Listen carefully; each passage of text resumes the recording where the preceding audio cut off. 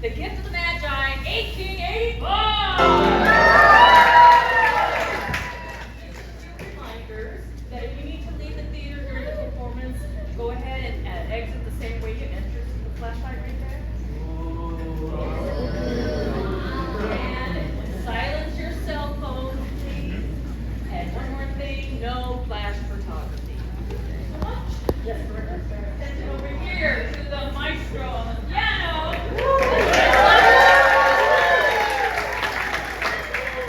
And now sit back and enjoy The Gift of the Magi, 1885.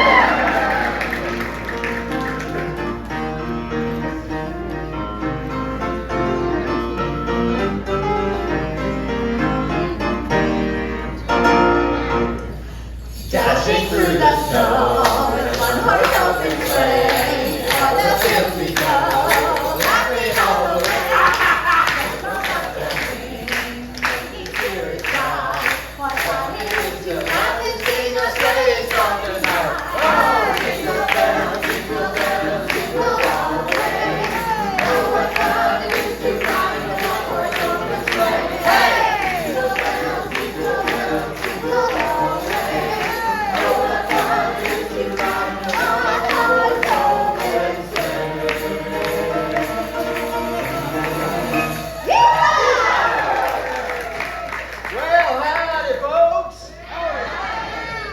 Pretty good, but I think we can do a little better. I said howdy!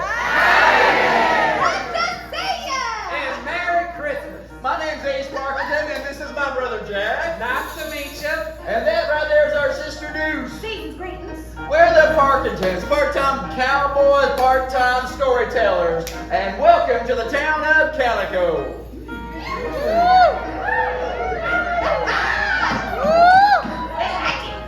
I was ready. The year is 1885. And the day is Christmas Eve, so there is no time to waste. We gotta get everything ready. I'm thinking some hot cocoa, maybe mix it up with some sarsaparilla. Relax. Yeah, you're okay. So sassy. I'm sassy.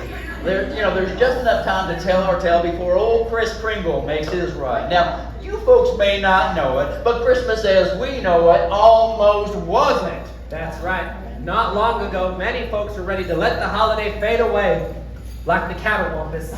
Then a fellow named Charles Dickens wrote a Christmas carol, and it reminded everybody about the true meaning of the holiday and the warmth of being with the ones we love. Well, that was nigh on 40 years ago, and the Christmas that we know it today almost wasn't. But now. We take you now to a tattered cabin just on the outskirts of town, right over by Grizzly Creek Rapids. It's the one with the wreath on the door and the patchwork stockings hanging from the hearth.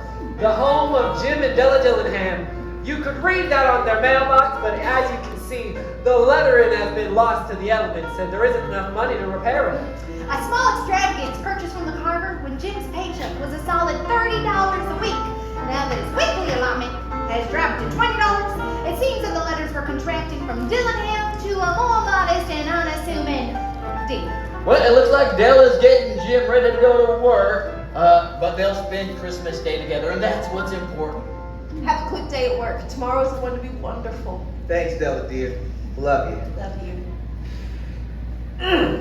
Boys and berry pie. Jim had a busy day ahead of him at the assay office. Weighing gold for others when your own pocket is empty is a tough job. But Jim was a hard worker, and tomorrow is Christmas. I'm good. It's beginning to look a lot like Christmas. Everywhere you go, take a look at the Valentine, glistening once again with candy canes and silver lanes aglow. It's beginning to look a lot like Christmas. Toys in every store, but the prettiest sight to see is the holly that will be on your own front door. A pair of hollow boots and a pistol that shoots is the wish of Bonnie and Ben. Dolls will talk in a way for a walk is the hope of Janice and Jen. And Mom and Dad can hardly wait for school to start again. It's beginning to look a lot like Christmas. Everywhere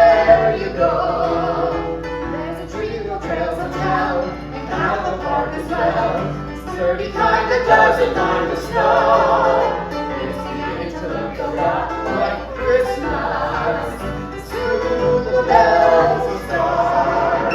And the finger that'll make them Ring is the carol that you sing right within your heart. It's beginning to look a lot like Christmas.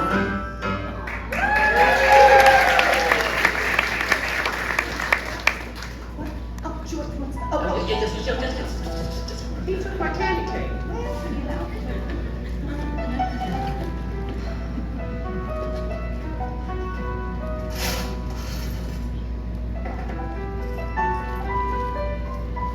$1.87. $1.87, not a lot of money. Yeah, most of that was in pennies. And he saved 1 and 2 at a time by haggling with Mr. Knott at the general store and old Bud Rowbud at the butcher shop. Della's 3 cheeks visits burned since with, Founder's Day. well, Della's cheeks burned with embarrassment from having to keep such a close watch on her purse strings. $1.87. Well, that's not much to buy a Christmas gift with. Oh, what can I buy for Jim with $1.87? My sweet Jim, who works so hard for us. There were 2 possessions of the Dillinghams in which they took mighty pride. The first was Jim's oak-handled Colt single-action army pistols.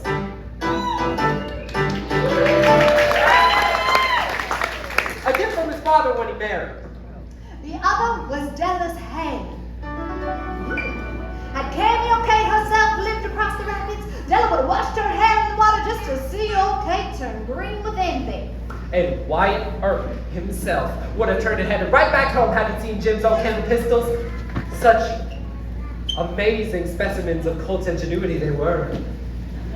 Della knew she had to buy something fine and rare, something worthy of being worn by Jim. But with only $1.87, there wasn't much to choose from. Unless, without giving time to second guess herself, Della raced into town and headed straight for Madame Del Mundo's establishment just above the grist mill. Hi, it's me, too. Yes, you are, dears. I know you're dears. But you know what? For our story, can you meet Madame Del Mundo right now? Yeah, right. Okay. Ready? 1, 2, 3.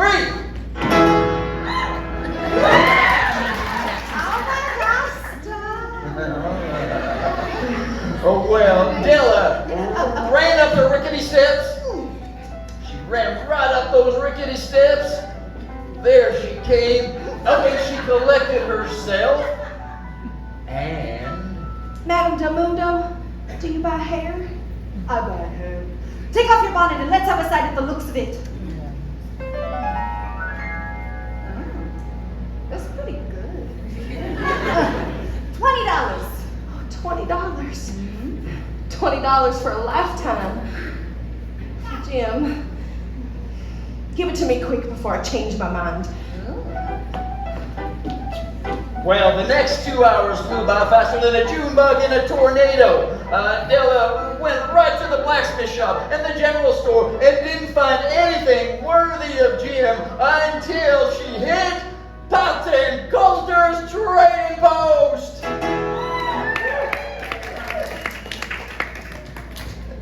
Pardon me 1 second. Can we do that? Come on, if we do that. Okay, here we go. Potton Coulter's trading post. Oh, yeah, hey, it's going great. It's running a lot. Yes, I'm right. But you missed your cue. Oh, yeah, what am I doing? You're right, Mr. Potts, right over Oh, there. There John you go. Potts, yeah. Okay. Oh. One moment, please. There it was right there. Oh, it was something just worthy of being owned by Jim. Oh, what a beautiful specimen right there. It was found in no other stores. It was a hand-tooled leather belt with double holsters, perfect to hold 2 oak-handled Colt single-action army pistols. It was simple, yet elegant, proclaiming its value and substance alone, and not highfalutin ornamentation. The perfect gift for Jim. Oh, but how much? $21. Oh, Della thought about the sacrifice and then the scrimping it took to get that $21.87 in her purse. Yet, She did not hesitate. I'll take it. Nothing was too good for her, Jim. Her purse may be almost empty, but her heart was overflowing with the idea of presenting him with this gun belt, just perfect enough for Jim's precious pistols. Della, get going before Jim gets home. Get out of here! Sorry about that. Oh, baby, in a manger, no resource Lord Jesus, lay down his sweet head. The stars in the bright sky look down where he lay. The little Lord Jesus, asleep on the hay. Della arrived home. She knew she had only an hour before Jim arrived home as well. She wanted to survey the damage done to her hair. Now, normally this is the part where we butt in and tell you all about how Della was feeling, but this is the best part, and we don't want to spoil the mood, so we're just going to stand over here.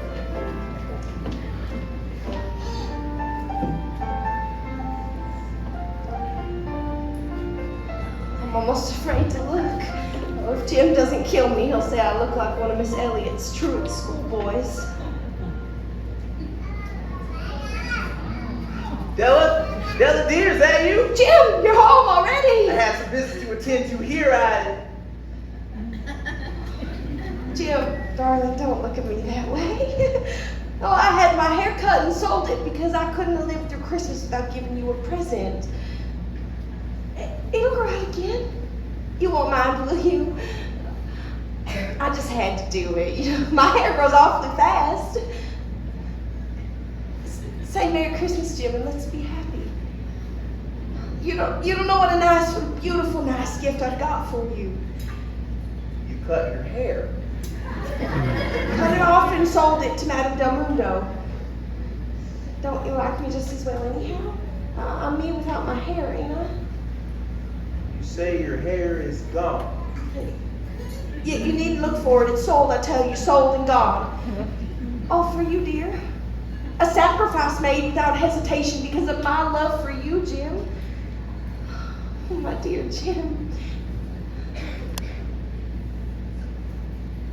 Shall I start dinner? No, there ain't nothing in the way of a haircut or shave that could make me love my girl any less. Yep, you're just as beautiful as the day I married you, Della. However, if you go ahead and open my Christmas gift here, you may see why you had to go in there for a minute at first. Oh, Jim! The combs! The combs I stared at for weeks in the general store. Oh, the combs. The combs for my hair. Oh, Jim, oh, my hair. It grows so fast, Jim, so fast. Oh, but your gift, I've got it right here on the table. All right.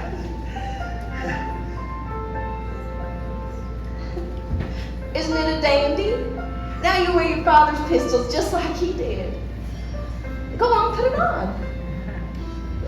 Della, let's put our gifts away and let them keep a while. They're much too nice to use as a present. Oh, Della, I sold the pistols to make the money for your combs. You're all I want for Christmas. All I want my whole life through. Each day is just like Christmas. Anytime that I'm with you. You're all I want for Christmas. And if all my dreams come true, then I'll awake on Christmas morn to spend my day with you. All I want for Christmas, all I want my whole life through. Each day is just like Christmas. Anytime that I'm with you. All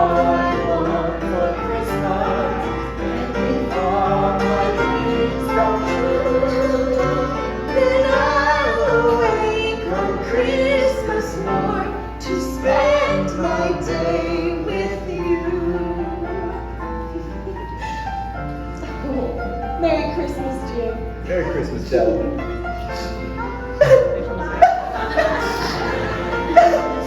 Yeah, it's your part. Come on, go, get into it. Oh my. Anyways.